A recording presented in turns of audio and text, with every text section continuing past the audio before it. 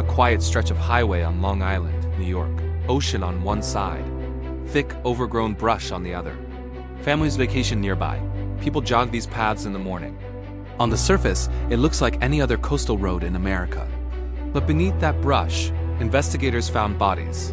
Not one body, not two. 11 sets of human remains scattered along a single desolate stretch of Ocean Parkway, all carefully placed, all deliberately hidden, left by someone who knew exactly what they were doing. For years, the Gilgo Beach murders remained one of America's most chilling, unsolved mysteries. Multiple victims were discovered along this quiet stretch of Long Island, leaving investigators searching for a killer who seemed to vanish without a trace. But in 2023, the investigation took a shocking turn when police arrested Rex Heuermann, a man who appeared to live a perfectly normal life. The question that stunned everyone was, could this ordinary man really be the Gilgo Beach serial killer? This is Dark Files, the channel that goes deep into the cases that shake America to its core. If this is your first time here, hit that subscribe button right now and ring the notification bell. We cover the cold cases, the unsolved mysteries, and the true crime stories that demand to be told, and we never stop until we have told the full truth. Now, back to Long Island, because this story is only just beginning. To understand how Rex Heuermann was finally caught, we need to go back to where it all began. December 2010, a 24-year-old woman named Shannon Gilbert had gone missing from Oak Beach, Long Island. Shannon had been working as an escort, and she had fled a client's home in a panic. Neighbors reported hearing her scream that people were trying to kill her before she disappeared into the night. Police began searching the dense brush along Ocean Parkway looking for Shannon. And what they found changed everything. On December 11, 2010, investigators stumbled upon a body wrapped in burlap. Then another, and a fourth, all within half a mile of each other, all women, all of whom had advertised escort services online. These 4 women became known as the Gilgo Four. They were Melissa Barthelemy, 24 years old, from New York; Maureen Brainerd Barnes, 25 years old, from Connecticut; Megan Waterman, 22 years old, from Maine; and Amber Lynn Koslow, 27 years old, from New York. All had families. All had people who loved them. All deserved far better than what happened to them. As the search expanded over the following months, more remains were found. In total, 11 sets of human remains were recovered along Ocean Parkway and nearby areas, including unidentified individuals whose names we still don't fully know today. When 4 bodies are found in the same location, wrapped in the same material, placed in the same deliberate way, what does that tell you about the person responsible? Drop your thoughts in the comments. Because what investigators concluded about this killer's psychology is deeply unsettling. Shannon Gilbert's own remains were found separately in December 2011, about a mile away in a marsh. Her death was ruled an accidental drowning, a conclusion her family has disputed to this day, and one that continues to cast a long shadow over this entire investigation. The FBI joined the case. National media exploded. Press conferences were held, and yet not a single arrest was made. The killer had simply vanished. But the person responsible wasn't hiding in the shadows. They were hiding in plain sight. Years passed, then a full decade. The Gilgo Beach case went cold. Multiple law enforcement agencies, including the Suffolk County Police Department and the FBI, feuded over jurisdiction. Leads dried up, resources were redirected. The families of the victims held press conferences year after year, begging for answers that never came. What investigators did have were a handful of deeply disturbing details. Melissa Barthelemy's cell phone had been used after her death. Someone believed to be her killer had called her teenage sister multiple times from Manhattan. The calls were taunting, cruel, calculated. The caller knew he hadn't been caught, and he wanted someone to know it. Cell tower data placed those calls in Midtown Manhattan. That was a lead. But it wasn't enough. Imagine receiving a phone call from the person who murdered your sister and not knowing who it is. For Melissa Barthelemy's family, that was reality. How do families carry that kind of weight for over a decade? Leave your thoughts below. In 2011, Suffolk County Police Commissioner Richard Dormer publicly suggested the killer might be a long-haul trucker, someone familiar with the road. That theory guided the investigation for years. And it was wrong. It sent investigators in the wrong direction, while the real killer continued to live his life completely undisturbed. By 2020, advocacy groups and victim families were openly criticizing law enforcement. Justice felt impossibly far away. But behind the scenes, something had quietly shifted. A new investigative team had taken over, and they were using tools that didn't exist when those bodies were first discovered. What those investigators found next would blow this case wide open. By the early 2020s, forensic genealogy had completely transformed cold case investigations across America. It was the same technique that finally caught the Golden State Killer, Joseph DeAngelo, in 2018, and investigators on the Gilgo Beach case began quietly applying it here. The science works like this. Investigators take DNA recovered from a crime scene, upload it into public genealogy databases, and trace biological family trees, branch by branch, generation by generation, until they arrive at a specific individual. It is painstaking, meticulous work, but when it works, it is definitive. From burlap used to wrap the victims, investigators had recovered microscopic hairs.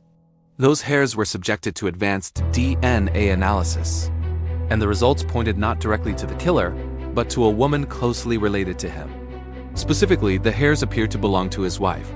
Why would the killer's wife's hair end up on the victims? Think about that for a moment.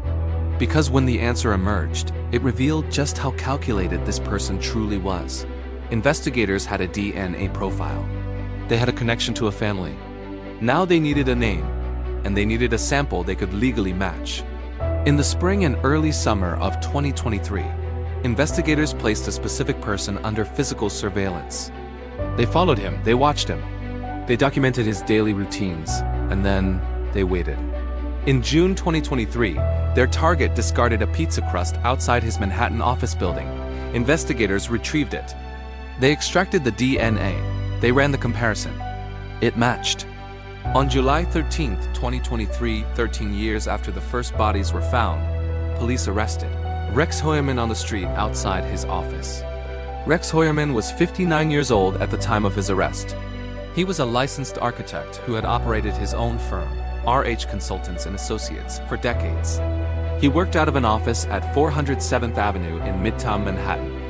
He commuted regularly from his home in Massapequa Park, a quiet, unremarkable Long Island suburb, to the city.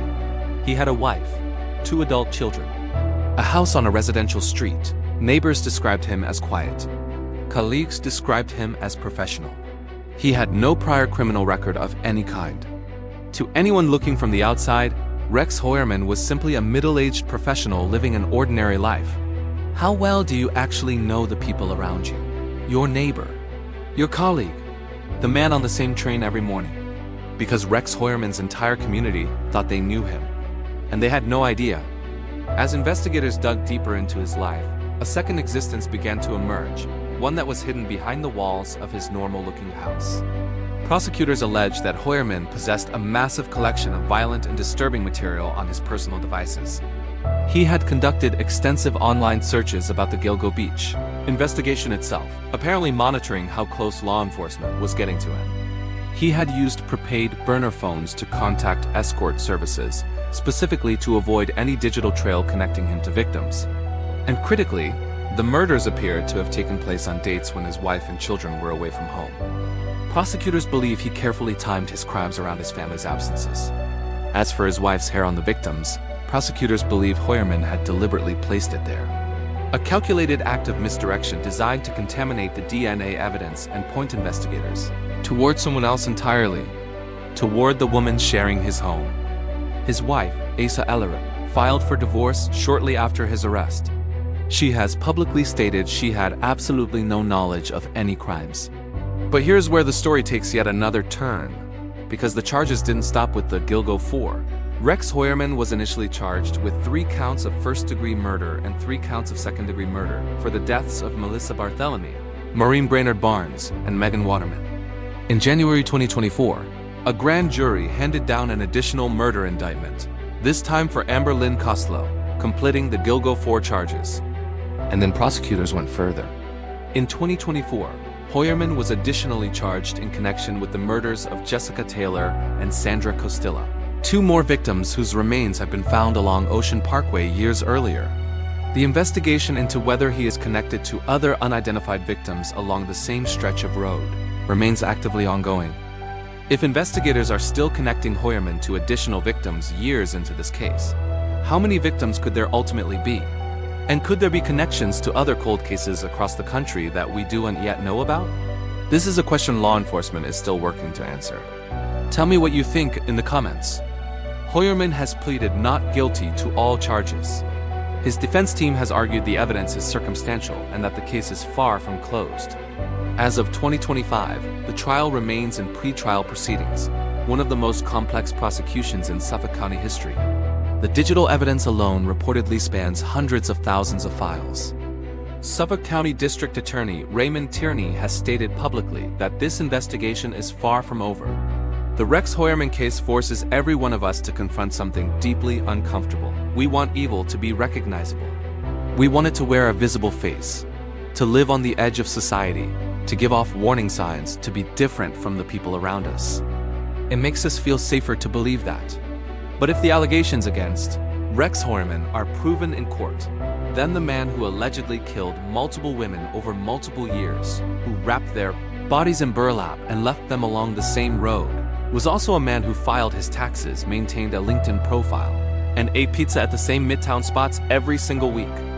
If forensic genealogy and modern DNA technology had existed in 2010, do you think this case would have been solved within months instead of years? And how many other cold cases across America right now are just one pizza crust away from being cracked open?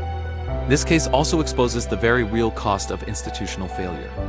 For years, jurisdictional feuding between law enforcement agencies slowed every meaningful line of investigation. The families of Melissa, Maureen, Megan, Amber, Jessica, and every other victim paid that price, not with inconvenience, but with years of grief that had no closure. That matters, and it should never be forgotten.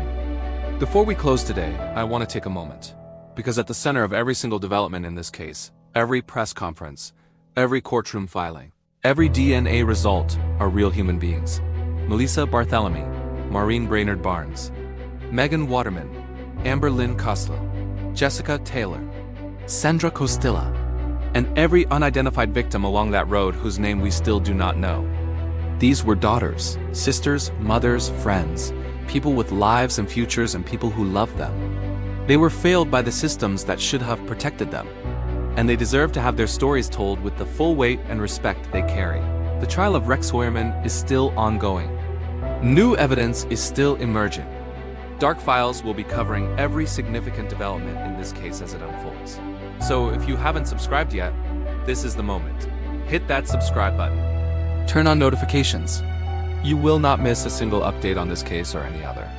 Drop your single biggest question about the Gilgo Beach case in the comments right now. I read every one of them. And here's the final question I want to leave you with today. If Rex Heuermann is ultimately convicted on all charges, do you believe the full scope of what he may have done will ever truly be known? Or are there answers along that stretch of Ocean Parkway that will stay buried forever? Tell me what you think below.